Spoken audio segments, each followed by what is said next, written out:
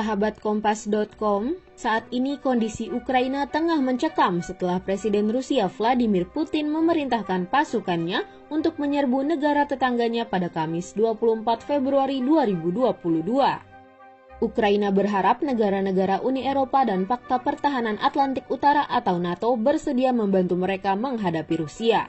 Namun, Presiden Ukraina Volodymyr Zelensky mengatakan saat ini merasa negaranya ditinggalkan seorang diri untuk menghadapi Rusia. Indonesia yang saat ini menjadi ketua forum G20 diminta untuk mengambil sikap atas konflik itu. Sejumlah kalangan berharap Indonesia berperan aktif untuk segera meredam konflik melalui forum itu supaya tidak meluas dan berdampak terhadap negara lain. Di masa lalu, Indonesia dan Ukraina saling tolong ketika satu sama lain berada dalam kondisi kesulitan. Contohnya pada 2014 silam saat terjadi peperangan antara angkatan bersenjata Ukraina dan kelompok separatis di timur Ukraina. Kala itu dilaporkan lebih dari 6.000 orang tewas dan 11.000 warga Ukraina cedera. Sejumlah elemen di Indonesia lantas mengirimkan bantuan kemanusiaan untuk warga Ukraina.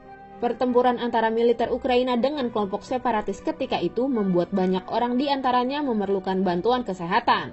Indonesia pun mengirimkan obat-obatan yang disumbangkan dua perusahaan Indonesia, yakni Sanbe Pharma dan Novel Pharmaceutical Laboratories. Perusahaan penerbangan Ukraina, Ukraina Air Alliance, membantu pengiriman obat-obatan tersebut.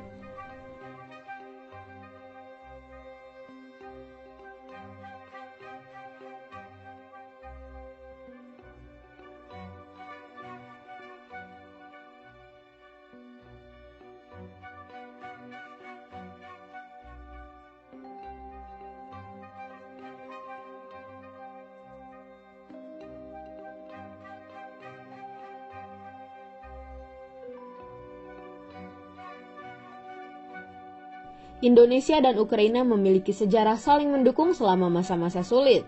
Pada 17 Januari 1946, delegasi Ukraina di Perserikatan Bangsa-Bangsa atau PBB mengangkat tentang aksi militer Inggris dan Jepang yang terlibat dalam operasi militer melawan rakyat Indonesia.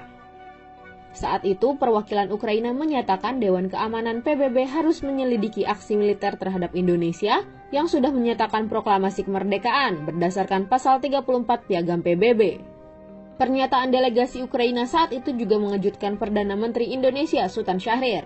Syahrir mengatakan tidak menyangka Ukraina akan menyampaikan persoalan itu di DKPBB. Persoalan yang diangkat oleh Ukraina ini memberi gambaran kepada para anggota DKPBB kalau ada sebuah negara yang baru merdeka dengan nama Republik Indonesia dan mempunyai pemerintahan.